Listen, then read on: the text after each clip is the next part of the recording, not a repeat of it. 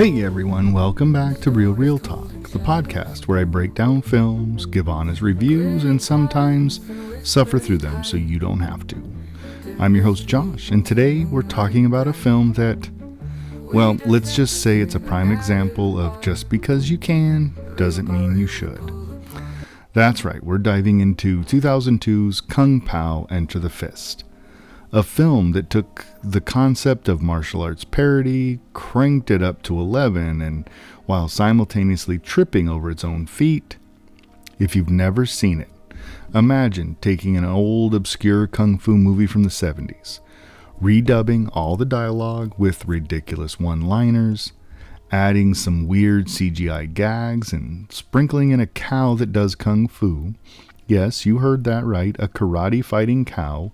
If that sounds insane, well, it is. Now, don't get me wrong, parody films can be brilliant.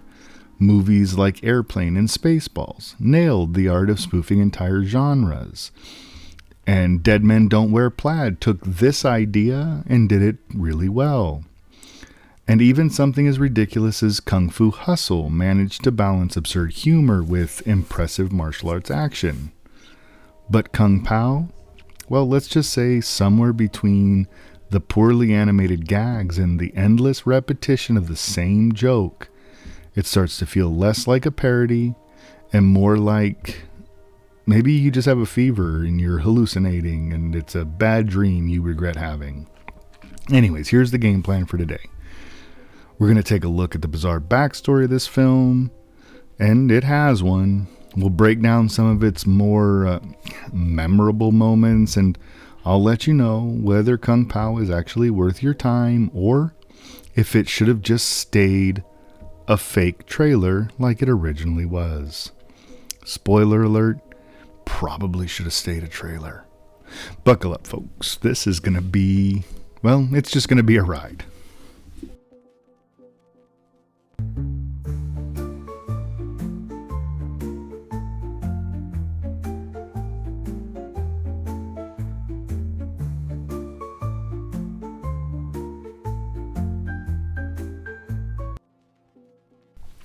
You know, those movies that you just can't explain, the ones where even years later you find yourself wondering, did that actually happen or did I just imagine it?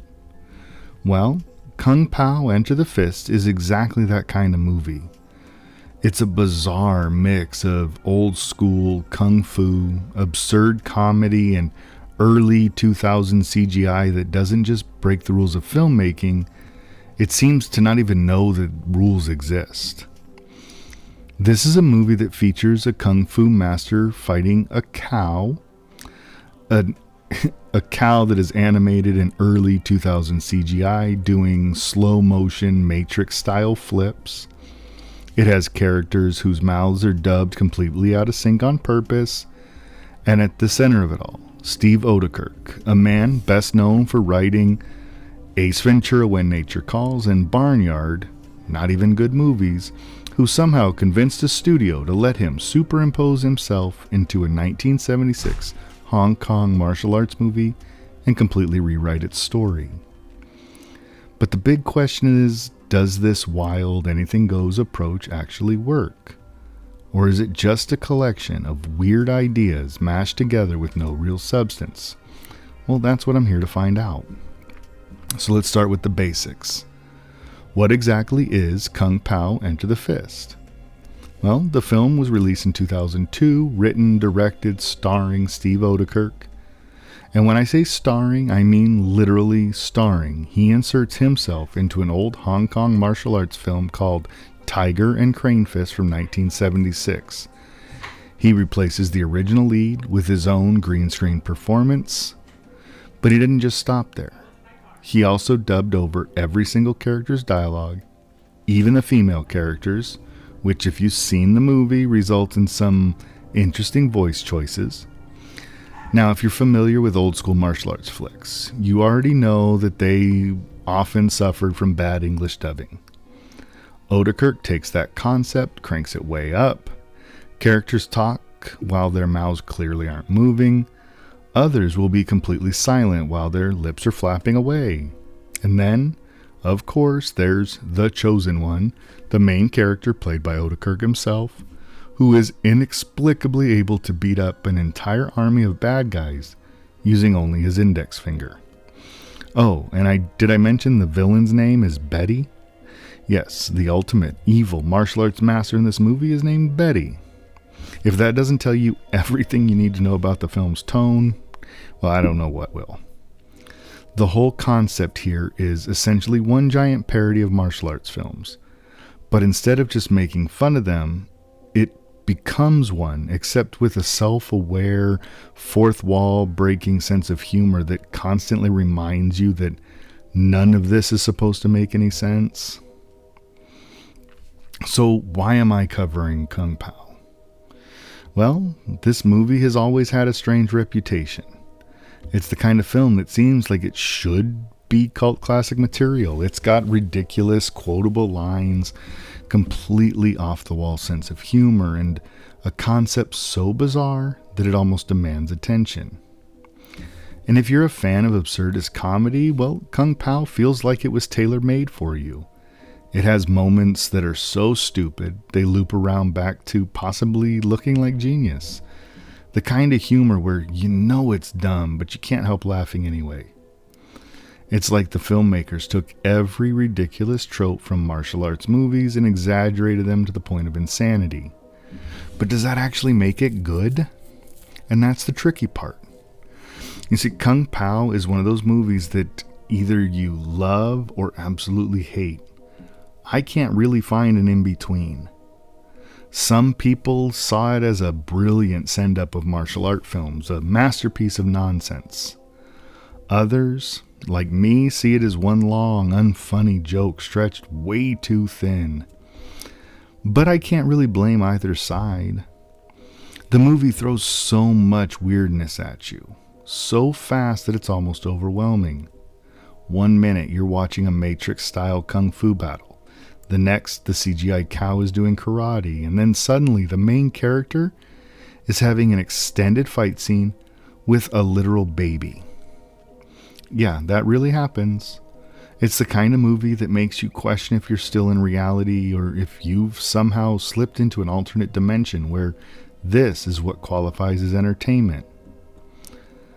So is Kung Pao a hidden comedy gem or just an insane mess? Well, let's break that down next, but before we do, I have one quick question for you. If you saw a movie poster featuring a guy fighting a cow, would you buy a ticket? Because that's what this movie is asking you to do.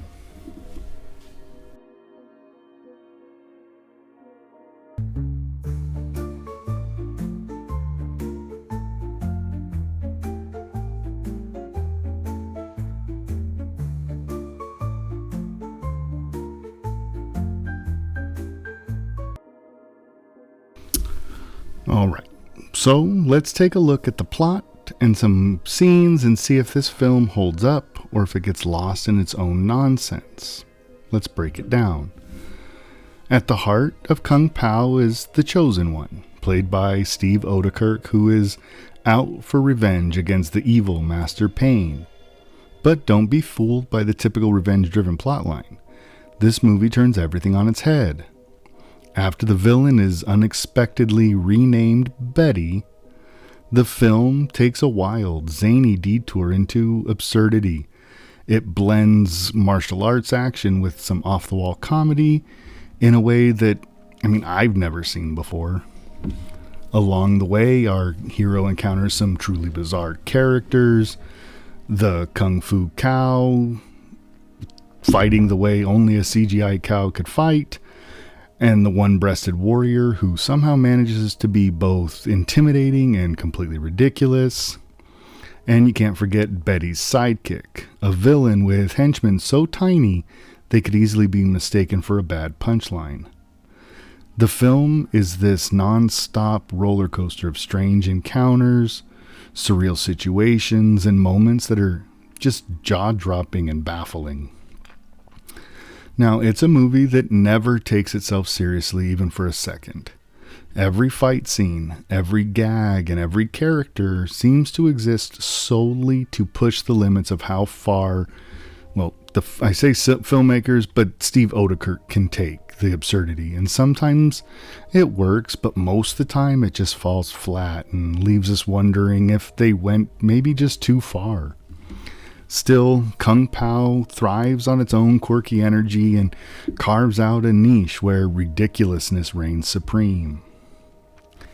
Now, if you've seen Kung Pao, then you know it's the kind of film where the standout moments are, well, they're a little hard to explain. But here's a look at some of the more memorable scenes, the ones that kind of stuck in my head, that might just make you question what exactly you're watching. I mentioned it a few times. The first one up is the Kung Fu cow fight. It's the obvious one. The scene where the Chosen One has to battle a CGI animated cow. It sounds like it could be the highlight of the film, right?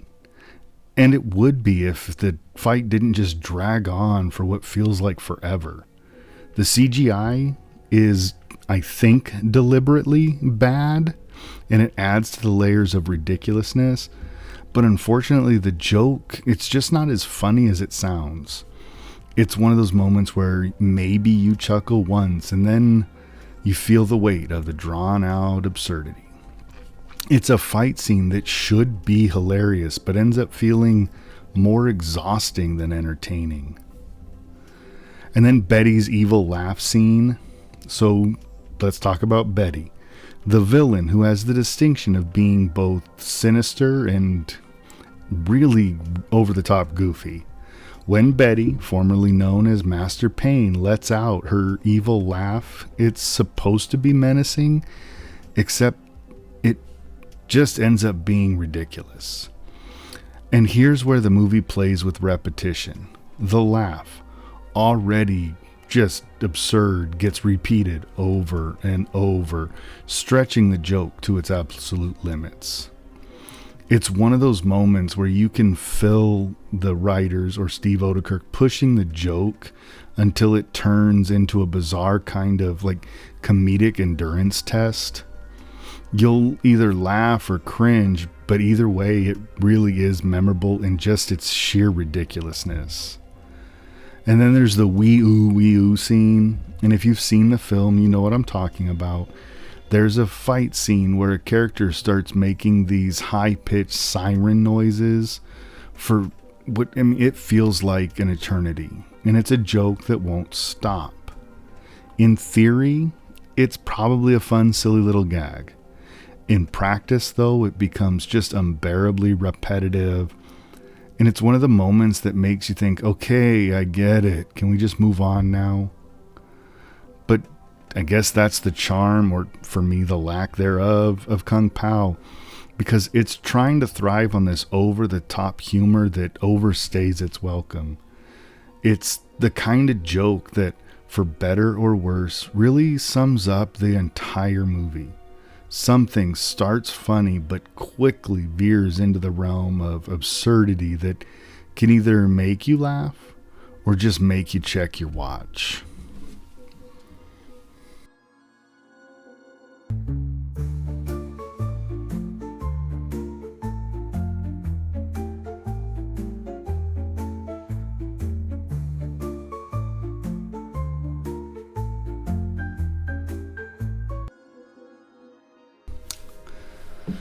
Now, when I first sat down to watch Kung Pao, I had never seen it before. This was a first time watch for me, and I was expecting something fun, maybe some over-the-top parody, you know, in the vein of Airplane or Naked Gun. Maybe not to that level, but that style of movie.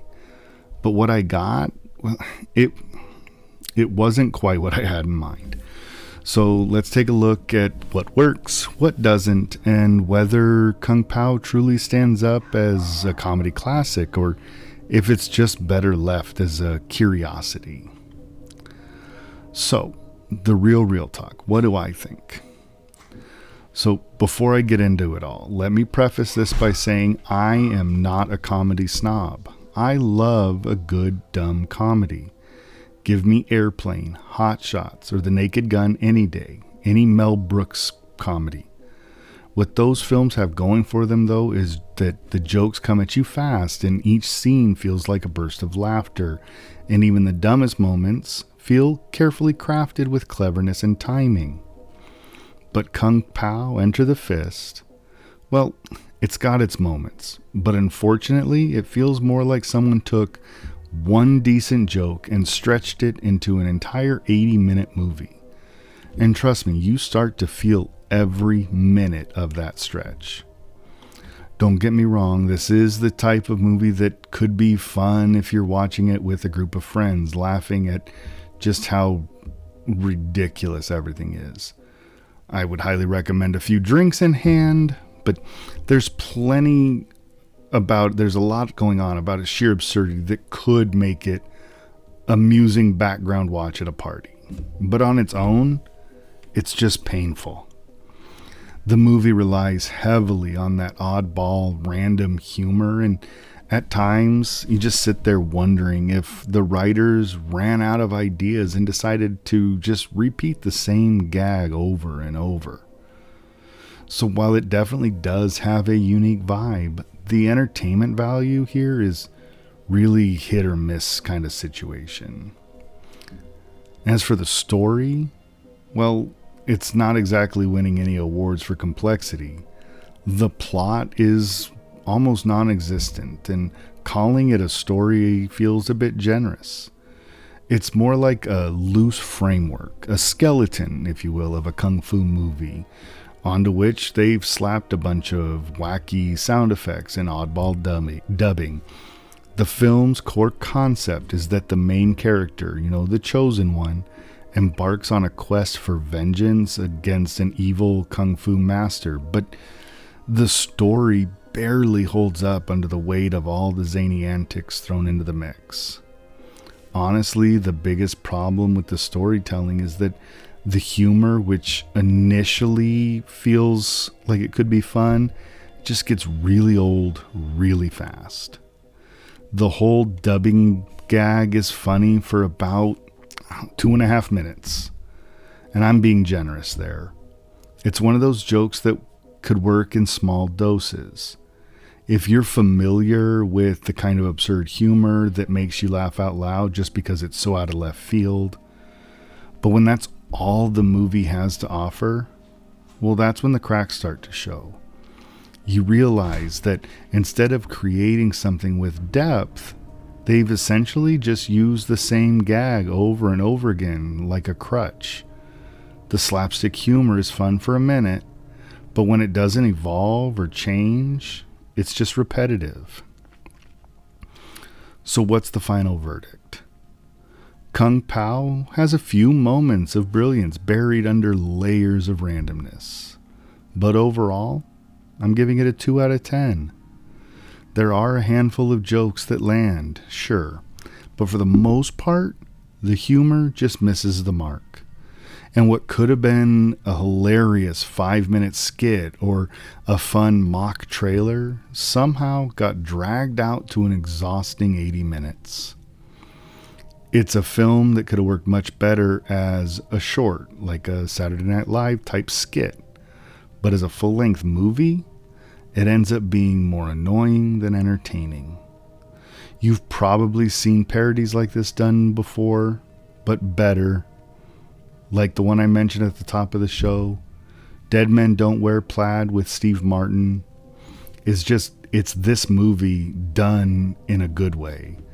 And in my opinion, Kung Pao just doesn't live up to the comedy potential it thought it had. Now, I wouldn't say it was a complete waste of time. It's definitely got niche appeal for those who like their comedy weird and their humor cringeworthy. But it's hard to recommend to anyone who isn't already into that type of absurdist comedy. If you're looking for a laugh, I'd suggest reaching for something that doesn't require so much endurance. Go watch Airplane. Kung Pao might leave you with some chuckles, but it's mostly a movie that you'll forget, or at least want to, once the credits roll.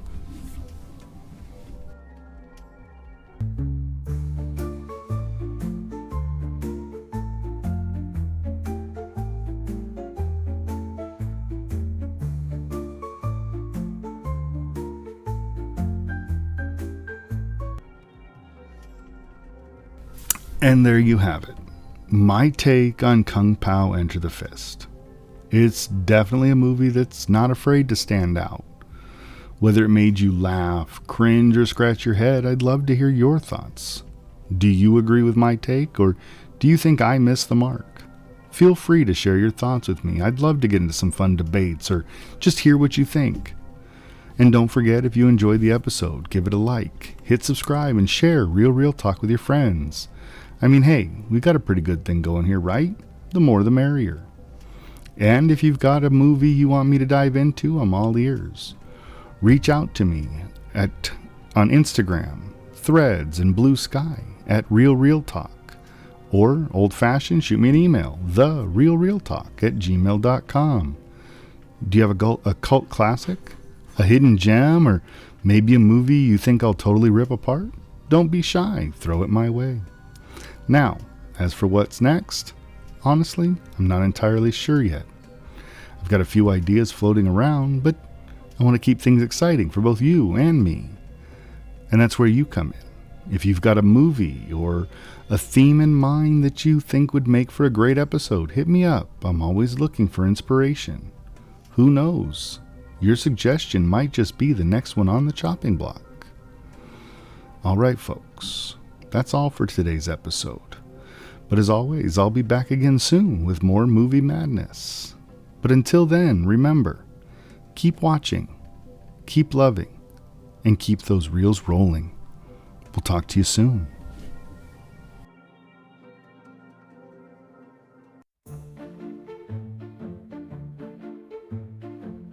Underneath the silver screen, gleam, talking reels and all their schemes. Does